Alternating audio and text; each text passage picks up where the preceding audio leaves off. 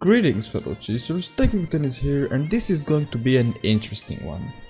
Last Friday, KOG announced the next Soul Imprint character, which is Io. And that was surprising. Normally one would assume that the next Soul Imprint is going to be a healer, since that's the only class missing from the current cycle. But as you can tell, it was a ranger. Not only I was wrong with the class, but I also was wrong with the character. So I think that the characters who will get Soul Imprint in the next cycle are Werner. Whoops. Anyway, this creates a bunch of questions and problems. First of all, bye Soul Imprint cycle. They broke it. The last cycle looks like this right now. But let's come back to it later. Second issue it created is that the striking difference in numbers of Rangers SRs that needs to get Soul Imprint and the rest classes. Check this out. 3 out of 6 Mage SRs have Soul Imprint. 3 out of 7 Assault SRs have Soul Imprint. 3 out of 6 tanks, 2 out of 6 healers and 4 out of 5 Rangers SRs have Soul Imprint. There's a clear gap in there. To be honest, there was always a gap in the number of ranger heroes compared to the other classes, but this is too much.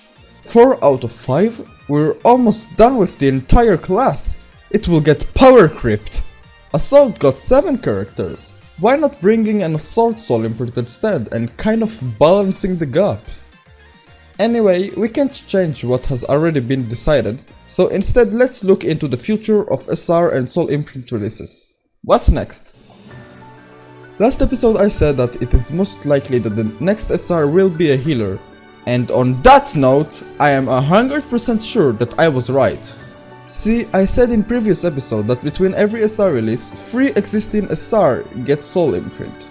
And Io just gave us the third and last Soul Imprint before a new SR is coming out. They released this Ranger Soul Imprint just so they can release the healer SR in time, synced with the Soul Imprint release cycle. So who's going to be the next healer Soul Imprint and SR? I got a bunch of options. First of all, Mist, whom I already talked about. I know that last episode I stated that I can't see the heal vibe from him, but now I can kinda see it, it can work.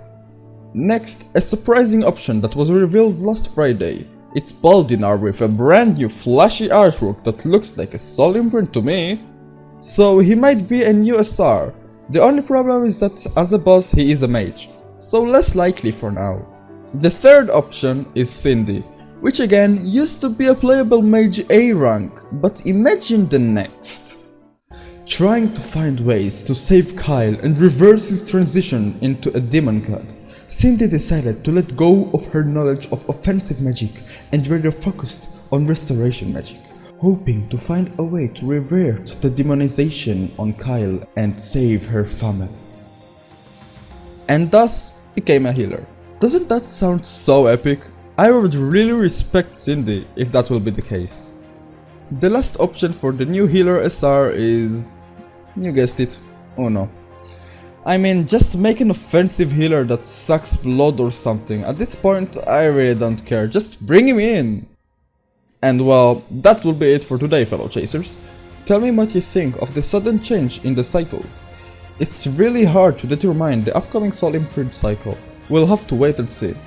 And I'll see y'all next time. Long live the chase.